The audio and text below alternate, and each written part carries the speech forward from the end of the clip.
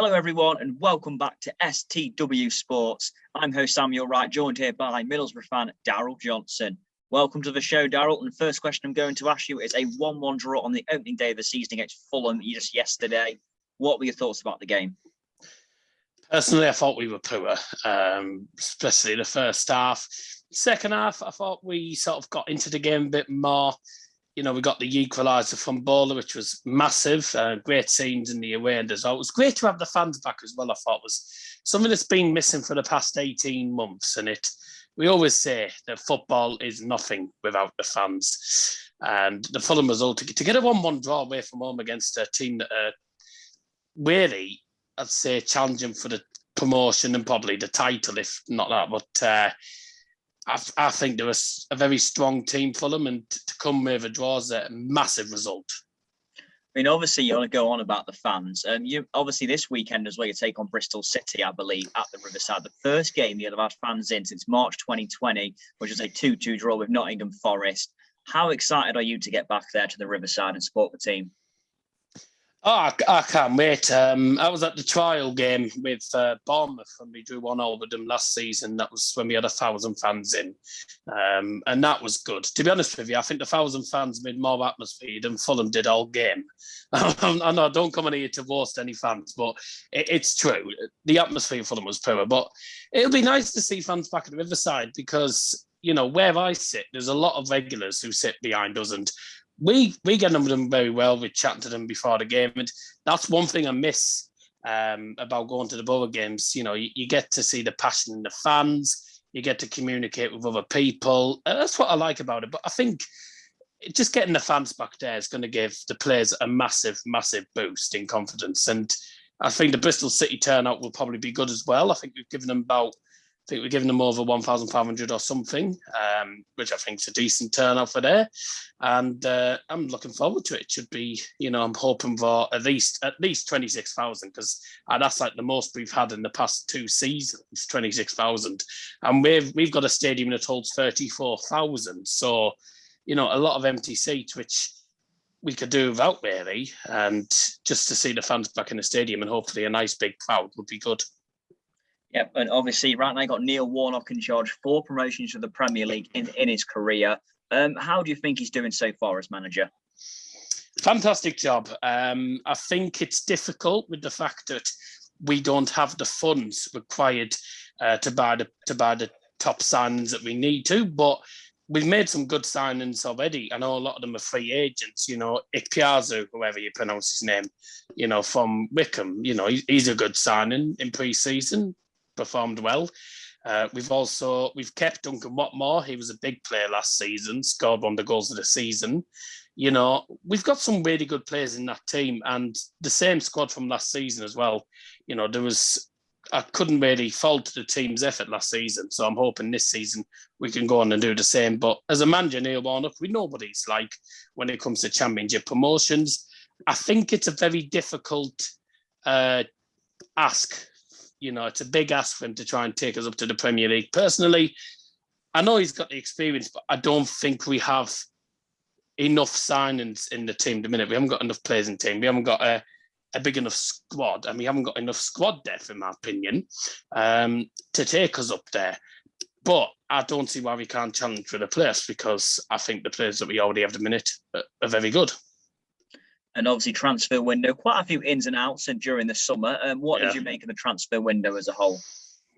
Better than past seasons, because, as I said, we don't have the funds that we want, really. We haven't got much money in the club. Ikpiazu is a good signing that we got in. Joe Lumley had a really good debut against Fulham yesterday. We've also got Matt Crooks in from Rotherham, who's I don't think he had the best of games yesterday against Fulham, but he's slowly settling in. Jamie Patterson came in once, didn't sign on, unfortunately. Sol Bamba, we don't know what's going on, whether he signed or not. This Martin Payero signed. I don't know much about him. I saw him playing the Olympics and I thought he was very, very good. So hopefully he could be a good signing. And hopefully he's a good set-piece specialist, because we've got Paddy McNair on our free kicks and he's woeful, I'm not going to lie. So as long as we've got a good set-piece taker, that's fine. And that's one thing that was missing in yesterday's game. was the set pieces. I don't know if you watched the game, but the set pieces we had yesterday that McNair took were all woeful. We need a proper set piece specialist, and that's something we don't have at the club. So if Payet was a set piece specialist, then good. But if not, we need to keep looking and try and get one in. I mean, it's going to take a trip down memory lane now. I'm going to ask you your favourite memory as a Middlesbrough fan up to this point. Well, it's difficult for me because I'm only 19 years old, and I've been a Borough fan since 2008 or something like that. I would say Borough when they beat Man City 8-1, but sadly I wasn't at that game. So for me, winning promotion in 2016 against Brighton and Hove Albion, that was a nerve-wracking game. It was 98 minutes, and I'm just sat there going, just shaking like hell. I'm like, oh my God, this is nerve-wracking. And I don't get nervous now because I do perform, and I don't normally get nerves. And that was one of the most nervous moments, but one of the biggest moments, I think, in the club's recent history, as well as the 2004 Carling Cup. But in recent times, promotion's probably the biggest thing. Yeah, I thought you might even say the 2006 triumph over Steaua Bucharest, of course, in the semi-final that I believe you got at the Europa League. But yeah, obviously, we're going to move on to favourite player you've ever seen at Borough. Well, there's a few different players that I've always been admired of, and Dale Fry's one of them. Love Dale Fry. He's always passionate, shows a lot of passion for the club and the fans. You know, he's always a great guy to talk to. He's always welcoming for the fans. He'll chat to any fan as well. That's the good thing. Dimi Konstantopoulos, who's now I believe the goalkeeper coach for Hartlepool United, believe it or not.